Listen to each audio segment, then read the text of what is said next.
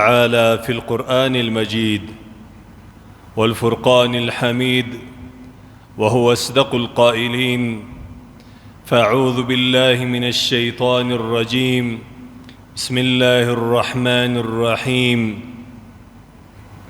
لقد جاءكم رسول من أنفسكم عزيز عليه ما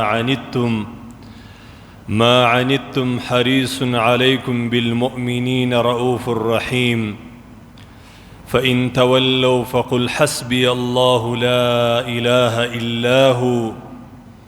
عليه توكلت وهو رب العرش العظيم. وقال رسول الله صلى الله عليه وسلم: كفى بالمرء كذبا أن يحدث بكل ما سمع. رواه مسلم. صدق الله مولانا العظيم وصدق رسوله النبي الكريم، ونحن على ذلك من الشاهدين والشاكرين والحمد لله رب العالمين. درنو معزز دوستانو په دین مینو مؤمنانو ورونو، د اسلام د مقدس دین لوی او عظیم پیغمبر حضرت محمد مصطفی صلی الله علیه وسلم په باره کې الله عز وجل فرمایي: لقد جاءكم رسول من انفسكم. په تحقیق سره راغلی دی تاسو ته پیغمبر ستاسو د نفسوس. پیغمبر صلی الله علیه وسلم د الله جل جلاله د انسانانو د یو مشهور قبیله، بلکې د انسانانو چې عرب و عجم دي، د عربو د مشهور قبیله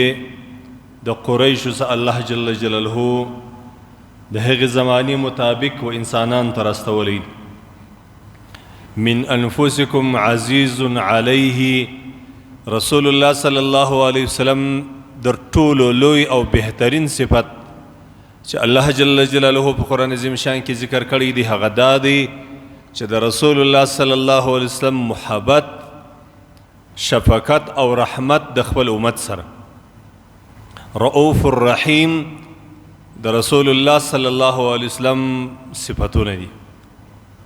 الرؤوف الرحیم الله جل جلاله دا لقب، دا صفت و محمد مصطفی صلی الله علیه وسلم ته ورکړی. نو د مؤمن مسلمان د پاره د خپل ژوند په خپل ژوند کې د خپل ځان قیمتي کولو د پاره چې یو انسان قیمتي او یا د زندگی قیمتي یا د عمل قیمتي، دا هلته کېدلی سي چې دی د خپل پیغمبر صلی الله علیه وسلم طریقه خپله کړي او د خپل پیغمبر صلی الله علیه وسلم پر نقش و قدم باندې ولاړ سي. حدیث شریف کی راځي رسول الله صلی الله علیه وسلم فرمایلی دي چې د انسان د پاره بس دغه اندازه درواغ ویل بستی د هلاکت د پاره چې دی هر څه واوري او هغه بیا وایي. مهمه دا ده چې موږ د خپل رسول صلی الله علیه وسلم په دغه احادیثو باندې عمل وکړو او د خپل رسول صلی الله علیه وسلم په کړه وړه د رسول الله صلی الله علیه وسلم په ویلو او عملی کولو باندې چې څه رسول الله صلی الله علیه وسلم ویل، څه یې کول او زموږ دپاره یې څه خوښ وه، بس په دې کې زموږ او ستاسې کامیابي ده. اوس د انسانانو عادت دا رقم دی چې یو انسان هر څه واوري او بیا دی په یو مجلس کې ناست وي هغه خبره نقل کوي. لمخه در دې چې سړی یو خبره کوي باید چې ده ته معلوم وي چې دا خبره به رښتیا وي که به درواغ وي، دا خبره به حق وي که به باطل وي. د دې خبرې اورېدل چې ما واورېدله زما دپاره بیا دا مناسبه ده، زما مقدس دین د اسلام مقدس دین دا خوښوي چې دا خبره بیا زه بل ځای وکړم که نه وکړم. ځکه رسول الله صلی الله علیه وسلم فرمایي: کفا بالمرء کذبا. د یو انسان دپاره بس دونه درواغ کافي دي د هلاکت دپاره.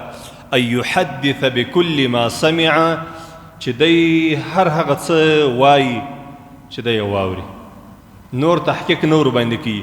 او اکثره وخت د داسې خبرو د ویلو سه چې تحقیق ور باندې نه وي سوی او هغه خبره یقیني نه وي، د هغې خیر و شر نه یې معلوم، د هغو خبرو د کولو سه یو لویه فتنه، عظیمه فتنه په امت کې پیدا کیږي. حدیث شریف روایت مسلم کړی. ابي هريره رضی الله عنه وی رسول الله صلی الله علیه وسلم فرمایل من دعا الى هدى كان له من الاجر مثل اجور من تبعه لا ينقص ذلك من اجورهم شيئا. کچیر یو مؤمن مسلمان ورور د الله و دین ته دعوت کی، یعنی ستا په ویلو باندې، ستا په کولو باندې، ستا په دعوت باندې یو مسلمان د رسول الله صلی الله علیه وسلم طریقه خپله کړل. بس دونه مختصری خبرې دي، اوږدې خبرې نه دي، چې ستا په ویلو باندې، ستا په کولو باندې، ستا په دعوت باندې، ستا په کوشش باندې یو مؤمن مسلمان د بېدینۍ لاره پرېښول، د هدایت لاره یې واخیستل. نو چې تر څو پورې دا سړی پر دې لار باندې روان وي او دی د عمل تر سره کړي، الله جل جلاله یې تا ته ډېر اجر درکړي. د داعیانو هغه څوک چې د الله د دین دعوت کوي، د دې خلکو ولې ډېر اجر دی. ومن احسن قولا ممن دعا الى الله، الله جل جلاله هم په قرآن عظیم شان کې موږ ته دغه ځای ښیي چې در هغه کس څوک ښه دی د عمل په لحاظ باندې، د اجر په لحاظ باندې، د الله په نیز باندې چې دی د الله و دین ته دعوت کوي. دا ولې؟ د دې مقصد دا دی چې ستا په د یو څو ګډو ماتو خبرو باندې که یو سړي خپله لار پرېښول د بېدینۍ یا د عبثو کارو ده، او ستا خبره یې ومنله، د اسلام د مقدس دین یو حکم ته رالی، یو عمل ته رالی، در څو پورې چې دا مؤمن مسلمان پر دغه لار باندې روان وي، الله جل جلاله تا د ده په ټولو ثوابو کې ورسره شریکوي. او دا داسې ثواب دی، مثلا ته فرض که یو سړی یو جماعت، یو ټولۍ، یو علاقه، یو سیمه د ګمرهي څخه بچاو کی، د غیر شرعي اعمالو څخه بچاو کی، او یا یو سړی یو بسته خاندان و کور د بدعاتو د خرافاتو سره وګرځي، د غیر شرعي اعمالو سره وګرځي، له هغو کارو یې راوګرځي چې الله او د الله رسول یې نه خوښوي. نو چې څونه کسان دي، که یو نفر دی، که دوه دي، که پنځه دي، که سل دي، که زر دي، که لږ کسان دي، چې ستا پر دغه د هدایت پر لار باندې ولاړه، ستا د یو څه ګوډې ماتې خبرې ومنلې، او یا دا ستا عمل پر ده باندې اثر وکړي، یا دا ستا کردار پر ده اثر وکړي، د دې ټولو خلکو د نیکو اعمالو ثواب الله جل جلاله تا ته هم درکوي. خو د الله مهرباني دا ده، لا ينقص ذلك من اجورهم شیئا. د دې معنا دا نه ده چې د دوی اجر کم سو، نه، مؤمن مسلمان ته خو د نیکو اعمالو په کولو باندې پرپر اجر الله جل جلاله ورکوي. خو تا هم دا د یو د خیر کار وکړي، ستا په ذریعه باندې دا دعوت وسو، نو دی چې څونه کسان بیا په دې لاره باندې ځي، نو الله جل جلاله یې تا ته مستقل اجر درکوي. حدیث شریف کې راځي، د بخاری شریف روایت دی، رسول الله صلی الله علیه وسلم فرمایلی دي فرب مبلغ اوعى من سامع. ډیر ځله هغه څوک چې دته د الله د رسول قول ورسیږي، یا دته یو اسلامي او شرعي حکم ورسیږي، د الله د دین یو خبره دته ورسیږي، یو سړی دی دا خبره د خپله زده کړې ده، دی دا خبره بیا بل ته ورسوي، ډیر وخت دا رقم چې دا کم ویونکی دی دې خبرې دی، در دې هغه سړی ډیر لایق یي چې هغه دته د ده بل ته ورسېدل. ما پر منبر خبره وکړل، زما دا خبره یو چا واورېدل، د الله رسول صلی الله علیه وسلم وایي کومو صحابه کرامو چې له ما واورېدله، بیا دوی چې دا خبره و بل ته ورسوله، نو ډیر ځله دا رقم وي چې د دې څه چې بل ته ورسېږي هغه ډیر لایق یي د دې خبرې د ضبط، د یادېدلو، د خیر د رسولو در دې کس چې دا د خپله اورېدلی، چې دا د خپله بیان کړي، دا دی چې خپله وایي.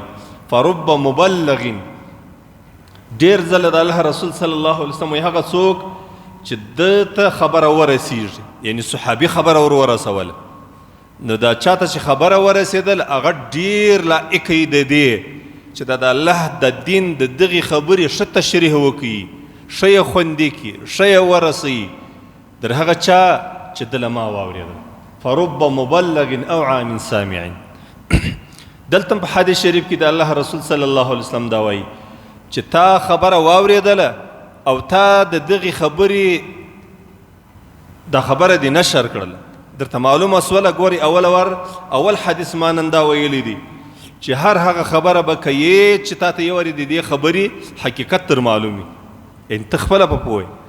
او دا خبره به تا ته در معلومي چې دا د خیر خبره ده، د شر خبره نه ده.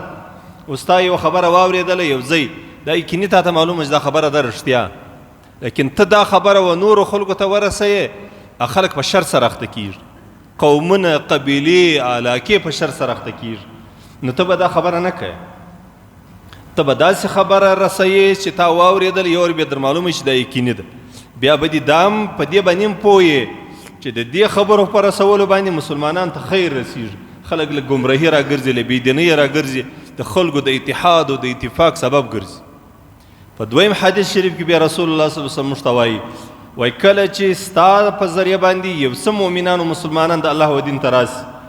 د دې یو څو مسلمانانو د راتللو سره چې هر څو کسان دي، یو دي که سل دي که زر دي که لک دي، د دې ټولو خلکو د اجر او د ثواب سره ته شریک یې. خو لیکن د الله مهرباني بیا دا ده چې د دوی د نیکو اعمالو په کولو باندې چې تا ته کوم اجر میلاویږي، د دې دا معنا نه ده چې د دوی اجر کم سو، نه دوی ته پر اجر الله ورکوي، خو ستا د دې کولې، ستا د دې عمل په کولو باندې الله جل جلاله تا ته اجر درکوي. الله دې موږ او تاسې ټوله د الله د دین داعیان جوړ کړي چې موږ د الله و دین ته خدمت وکړو، دعوت وکړو، خلک د الله و دین ته راوبولو او موږ د هغو خلکو ملګري سو چې هغه د خیر خلک له بدو راګرځوي او نیکو ته امر کوي. بیا حدیث شریف کې راځي رسول الله صلی الله علیه وسلم فرمایي دا خو د نیکانو خلکو کارو. ومن دعا الى ضلاله، یو څوک چې خلک راوبولي و ګمراهي ته، كان عليه من الاثم مثل اثام من تبعه لا ينقص ذلك من اثام شيئا. کچیر یو سړی د ګناه و کار ته خلک راوبولي، نو خدای نه کرده چې په د پسې په دې حرام کار کې، په دې ناروا کار کې، په دې غیر په د ناجایزه کار کې چې څونه کسان په د پسې سوه، نو د دسې د هر سړي چې څونه ګناه ده، د هر سړي د ګناه مطابق ګناه الله د ده په کاته کې مچي. ولې؟ د دې خلکو د ګمراهي، د بېدیني، د ضلالت، د بېدینۍ سبب دی وګرځېدی. ځکه زما ورونو په دې شیانو کې سړی باید چې ډېر احتیاط وکړي چې هسې نه زه خو خپله بد کار نه کوم خو نور خلک و بدو ته دعوتوم. زما یو ملګری دی، د خپل ملګري په باره کې راته ویلی د هغه سړي دلته کور نږدې دی،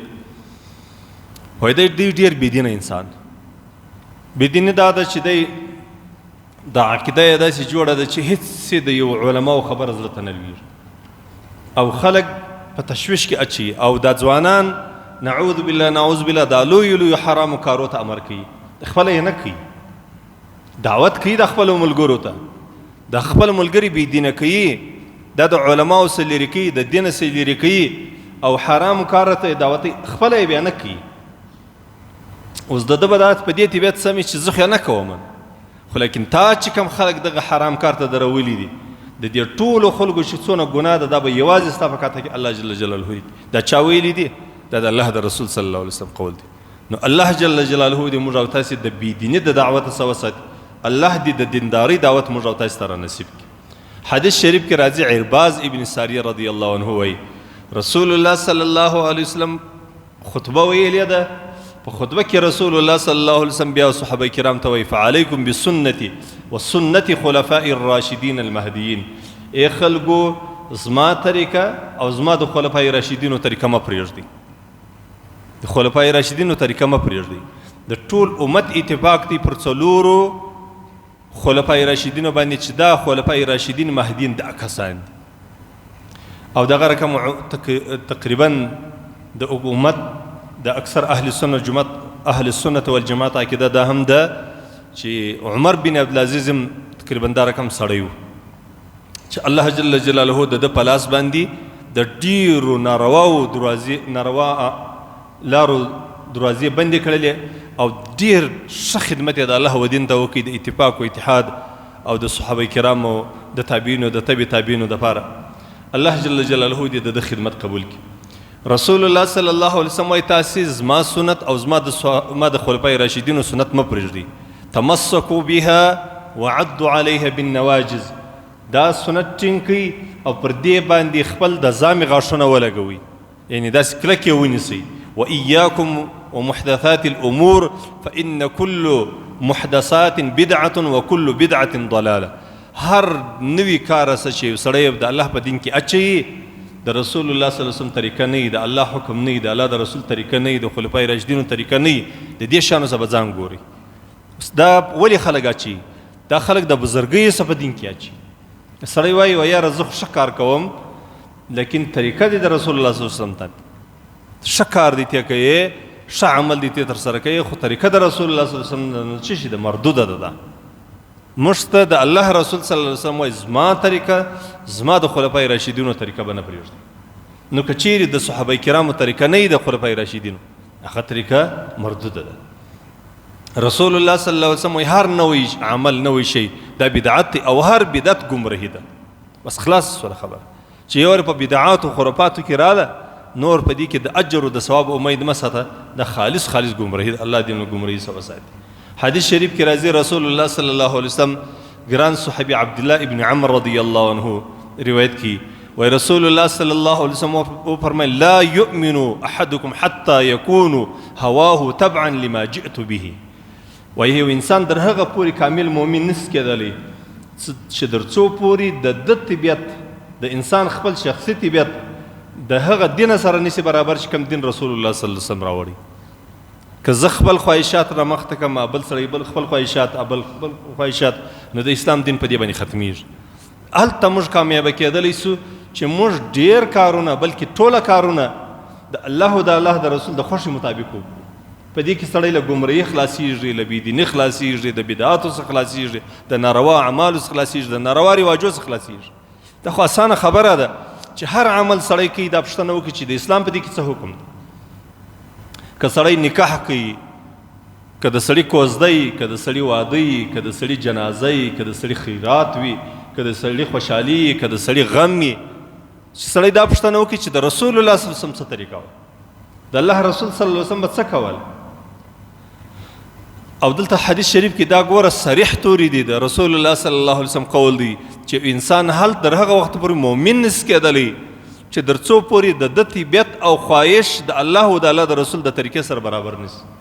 چې کومه طریقه رسول الله موږ ته راوړې ده د الله جل جلاله له طرفه، چې د دې طریقې سره زموږ طبیعت نسی برابر، زموږ عمل نسی برابر، زموږ کار نسی برابر، در هغه پورې سړی نسی مؤمن کېدلی. نفس په کلمه ویلو باندې سړی مؤمن دی، یقیني خبره ده. سړی د شهادت کلمه سړی ووایي سړی مؤمن دی، خو لیکن در هغه وخته پورې یو انسان کامل مؤمن نسی کېدلی چې در څو پورې د ده طبیعت د الله د دین سره برابر نسی. الله جل جلاله دې موږ او تاسې د خپل دین سره برابر کړي. بیا حدیث شریف کې راځي رسول الله صلی الله علیه وسلم ګران صحابي عبدالله ابن عمر رضی الله عنه وایي ورسول الله صلى الله عليه وسلم ولا يأتين على أمتي كما أتى على بني إسرائيل حظو نعل بالنعل حتى إن كان منهم من أتى أمه علانية لكان الله رسول صلى الله عليه وسلم لكان في أمتي من يصنع ذلك. وإزما پر أمت باندهم د بيدينيت سپي رازي د حالت وزما پر أمت باندهم راز لکه پر بني إسرائيل باندې شراله. بني إسرائيل قدم پر قدم باندې د خپل پیغمبر د خپلو پیغمبرانو لاره پرېښې ده او د یو قدم په قدم باندې پرېښول اخیر سبب د دې سو چې د خدای قهر او غضب پر دې باندې وسو. موږ په اړه الحمدلله ویلو کې موږ دا وایي غیر المغضوب علیهم ولا الضالین. الله چې ستا قهر او غضب ور باندې سوی دي چې یهود دي، الله د دوی د لارې سم وساتي. الله چې تا ګمران کړي دي د ګمرۍ پر لار باندې ولاړ چې نصارا دي، الله د دوی د لارې مو وساتي. دا موږ په الحمدلله کې وایي د دې معنا دا ده چې الله موږ ته سمه لار راوښیي د نیکانو صالحینو خلکو چې ستا خوښ اهدنا الصراط المستقیم، سمه برابره لار راوښیي صراط الذین انعمت علیهم چې تا خپل انعام پر دوی باندې کړی. هغه صدیقین دي، هغه انبیاء او صدیقین او شهدا دي د الله نیک بندگان دي او بیا موږ دا ځای وایو د دعا موږ کو په الحمدلله کې غیر المغضوب علیهم الله لاره د هغو کسانو موږ ته مشه موږ د هغو خلکو د عملو له کرداره وساته چې ستا قهر او غضب پر دې باندې شوي چې یهود ولا الضالین او نمو او هم د هغو خلکو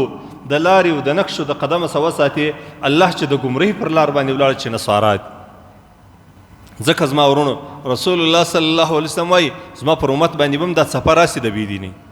حتی داسې د الله رسول صلی الله علیه وسلم وایي لکه څنګه چې په دوی کې نارواوي کېدې نعوذ بالله نعوذ بالله ثم نعوذ بالله د الله رسول صلی الله علیه وسلم وایي که چیرې په یهودو کې یو سړی مخامخ ښکاره نعوذ بالله خپلې مور ته د زنا په نیت باندې راکړي نو زما امتیان هم دغه عمل وکړي که سړی خپلې مور ته د زنا دپاره راتلی او دا په یهودو کې دا عمل کېدی زما په امت کې به هم داسې کسان چې دا عمل به داسې علل اعلان به دا کار وکړي او دا د انجوز والا زموږ پر خلکو باندې وکړه دا کارونه هغه پښتانه وایي د شپې هر سړی بیریږي څوک حال وایي څوک یې نه وایي نو څوک به دا حال وایي څوک به نه وایي انجوز والا خو دا کارونه په موږ باندې وکړه دا خو یقیني خبره ده چې خلکو دا رقم وکړله او هغه کمونیسټي فکر والا خو اوس هم دا نارې وایي نعوذ بالله ثم نعوذ بالله چې د خپل کور ښه میوه ته ولې بل ته ورکوې څه مقصد یې دی یعنې دا معنا چې خپله خور و لور ته ولې بل ځای واده دا د کمونیسټانو عقیده ده دا چې موږ په وطن کې غږ نه لري په زوره خو په دې پوهېږو دا مدستي خلک مرداروي ځکه نه وایي دا په زور کوم دا خبرې وسولې دا شپېته اویا کاله له مخه خلکو وکړي کمونیسټیانو چې کومه څپه پر افغانستان باندې راله تاسې د مشرانو خلکو پوښتنه وکړئ دغه د افغانستان کې چې کوم د کمونیسټیانو حکومتونه وه یا خلک وه دې دا ویله دا خبرې کوله یې خلکو ته ستا د کور ستا د باغ ښه میوه ته په نور خلکو ولې خورې مقصد یې دا و نعوذ بالله چې له خپله مور و خور و لور دا ته ولې بل ځای ودوي رسول الله صلی الله علیه وسلم دا د بېدیني څپه به زما پر امت باندې هم راسي وإن بني إسرائيل تفرقت على 72 ملة دو اویا فرقې سوې بني اسرائیل د خپلو خواهشاتو په خاطر باندې د خپل د پیغمبرانو راوړی دین یې دا یې داسې سر تقسیم کړي دو اویا فرقې سوې وتفرق امتي على 73 ملة زما په امت کې به 3 اویا فرقې جوړې سي او موږ یې تاسې وینو دا د مختلفې فرقې مختلف خلک كلهم في النار الا ملة واحدة ټولې 3 اویا فرقې به په اور کې ما سوا د یوې ډلې 2 اویا به په اور کې یوه به ځینې خلاصوي كلهم في النار دا ټوله به جهنمیان الا ملة واحدة یوه ډله به الله جل جلاله د دوی څخه خلاص ګورئ د انسان د عقل دپاره د انسان د فکر دپاره د انسان د سر خلاصېدلو دپاره دا یو حدیث شریف کافي دی زموږ د الله رسول صلی الله علیه وسلم څه وایي قالوا من هي صحابه کرامو پوښتنه ځینې وکړل ای د الله رسوله دا به کومه ډله وي چې ستا د امت ته چې دا یوه به خلاص دا نور به ټوله جهنمیان وي قال من هي يا رسول الله قال ما انا عليه واصحابي كما چې زما او زما د صحابه کرامو لاره زما د صحابه کرامو ځکه دین خو موږ ته صحابه کرامو رسولی دي د رسول الله صلی الله علیه وسلم څخه دین اسلام عقیده صحابه کرامو زده کړې ده صحابه کرامو څخه تابعینو زده کړې ده تابعینو څخه بیا تبع تابعینو زده کړې ده بیا داسې راځه دا سلسله په سلسله باندې لکه موږ د خپل پلارو د نیکهګانو څخه دین زده کړی دي موږ خو تاسې نو د اسلام و دا دین و چې موږ او تاسې پیدا سولو بیا موږ د خپلو پلارو نیکهګانو څخه د خپلو استادانو څخه دا دین زده کړي اوس دا دې موږ کوشش کوو چې زموږ اولادونه له موږ دا دین زده کړي رسول الله صلی الله علیه وسلم موږ ته دا خبره را خلاصه کړل چې 3 اویا فرقې به زما په امت کې جوړې سي ټوله به جهنمیان وي ما سیوا له یوه ملته څه د یوې ډلې څه د یوې لارې څه کومه لاره ده چې پر کومه لار باندې کم دین باندې زه او زما صحابه کرام روان یو دا خلک خلاص دي د نور ټول جهنمیان دي نعوذ بالله الله دې مو د کفر څخه وساتي رسول الله صلی الله علیه وسلم بیا وایي ګوري زموږ او ستاسې په زمانه کې اوس دا خبره خلکو ته ډېر په زړه کې ورګي نو ښه زه په کومه لار باندې ولاړ سم زه چا لار ونیسم چې د ګمرهي لارې دونه ډېرې دي دونه ډېرې فرقې دي نو هر سړی وایي زه پر حق باندې یم د الله رسول صلی الله علیه وسلم وایي ان الله لا يجمع امتي او قال امه محمد صلی الله علیه وسلم علی ضلاله. اے خلکو زما امت ټوله خدای په گمراهی نه جمع کوي، زما امت ټوله نه گمراه کیږي، زما په امت کې به لویه ډله هغه د حق پر لار باندې روان دي. دا کوچنۍ کوچنۍ ډلې به ځینې جلا کیږي، خپلې فرقې و ډلې به جوړوي، خو لوی جماعت د مؤمنانو د مسلمانانو د هغه په پر حق باندې روان وي، د الله د رسول صلی الله علیه وسلم پر طریقه باندې به روان وي. د الله رسول صلی الله علیه وسلم وید الله علی الجماعه، زما د الله جل جلاله نصرت و کومک و مدد بلا کیف د الله لاس پر جماعت باندې پروت وي، هغه لویه ډله د مؤمنانو پر هغه باندې د الله کومک د هغو سره دی، د الله مدد د هغو سره دی، د الله نصرت د هغو سره دی، د مؤمنانو له لویو ډلې د جماعت ما جلا کېږي. ومن شذ فی النار، چا که د دې جماعت لاره پرېښوله الله جل جلاله به د جهنمي کړي. بیا د الله رسول صلی الله علیه وسلم وایي اتبعوا السواد الاعظم، ای خلکو دغه لویې غټې ډلې زما د امت د هغو اتباع وکړئ. تاسې اوس په ټوله دنیا کې وګورئ د څلور حقي مذهبونه، حق مذهبونه دي. د امام ابو حنیفه رحمت الله تعالی علیه مذهب تاسې وګورئ، تقریبا د ټولې دنیا په سطح باندې لوی مذهب د امام ابو حنیفه رحمت الله تعالی علیه مذهب. الله جل جلاله موږ ته هر څه معلوم کړي دي، موږ او تاسې عقل لرو، فکر لرو. پاکستان وګوره، افغانستان وګوره، هندوستان وګوره، بنګلادیش وګوره، دا رقم په ایران کې چې کم د امام صاحب مذهبیان دي، د تاجکستان، ازبکستان، ترکمنستان او ترک، دا ټولو ملکو کې حتی عراق او شام دا د امام ابو حنیفه رحمت الله تعالی علیه د مذهب خلک. او دغه رقم د څلور حقانی حقیقي مذهبونه، حق مذهبونه لکه د امام شافعي رحمت الله تعالی علیه، دې ته اهل سنت والجماعت وایي. د دې څلورو امامانو په فروعي مسائلو کې د دې اختلاف شته، یعنی په دې کې اختلاف شته چې اوس د امام شاته قرات وایم کې نه وایم، رب الیدین وکم کې نه وکم، امین په زور وایم کې سوکو وایم. دا فروعي مسائل دي، یو اصول دي، په اصولو کې دا ټوله سره یو دي. د څلورو سرو مذاهبو اصول دا یو اصل دی، یو قانون دی، یو دستور دی. په عقیده کې دا ټوله د یوې عقیدې خاوندان دي. ځکه رسول الله صلی الله علیه وسلم اتبعوا السواد الاعظم، دا غلوی جماعت د مؤمنانو چې اهل سنت والجماعت څلور مذاهب دي، د دې سم ووځي. فانه من شذ فی النار، که څوک د دې لوی جماعت څخه د مؤمنانو ووتی، هغه به خامخا چیرې ځي؟ جهنم ته، هغه به جهنمي. بیا د الله رسول صلی الله علیه وسلم فرمایلی دي من تمسک بسنت عند فساد امتی فله اجر 100 شهید. هغه څوک، هغه مؤمن مسلمان چې دی په دې باندې پوسي چې فساد وخت دی، د بيدینۍ وخت دی، او دی زما په سنت کې پر یو سنت باندې منګول شخص کې د خپل ځان د خلاصون لپاره د بيدینۍ، الله به د 100 شهیدانو اجر علا ورکړي. دا ولی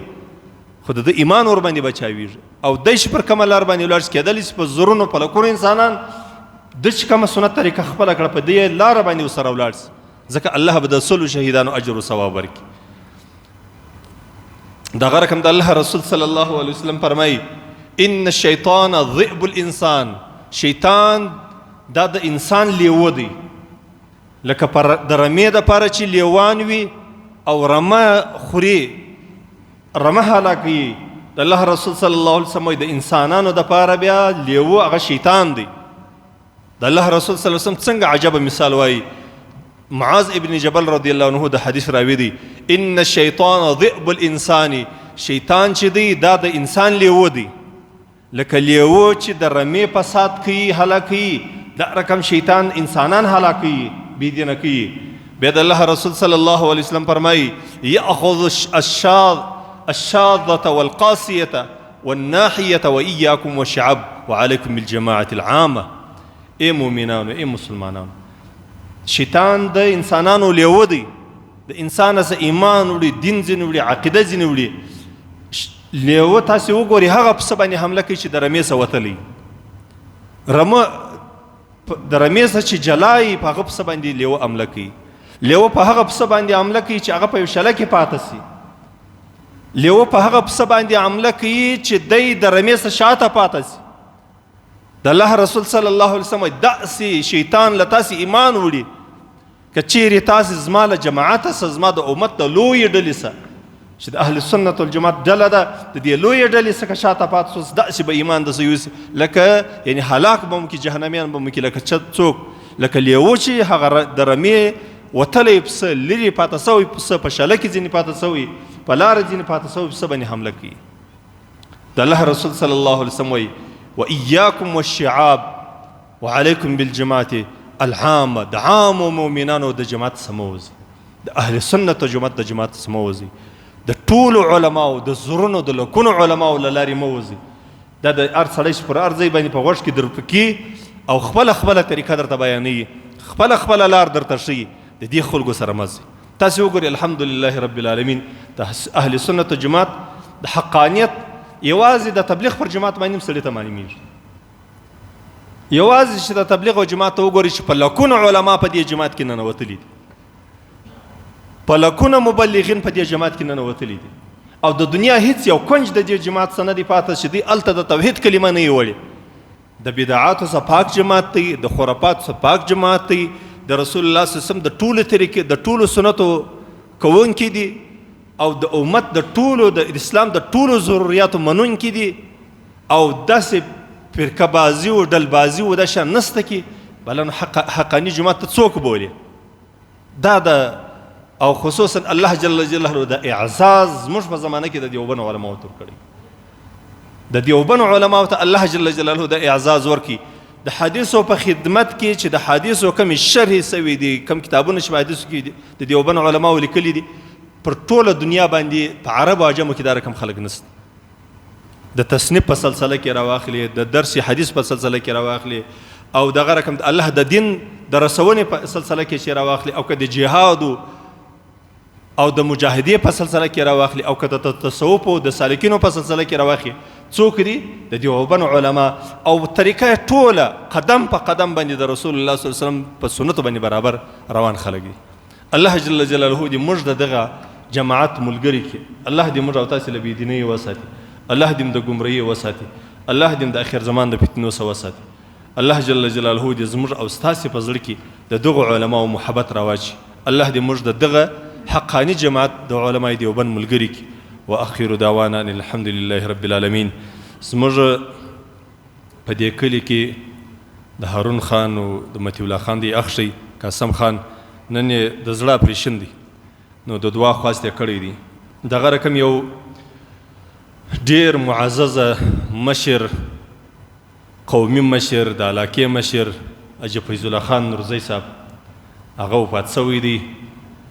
الله جل جلاله دې هر سړي ته داسې فکر ورکړي لکه اجي فیض الله خان نورزی صاحب چې الله ورکړي الله دې زموږ او تاسو ټول مشران زموږ او تاسو د قومي مشران د علاقې مشران دي الله داس کې لکه دی نو دا یو ډیر نیک صالح سړی و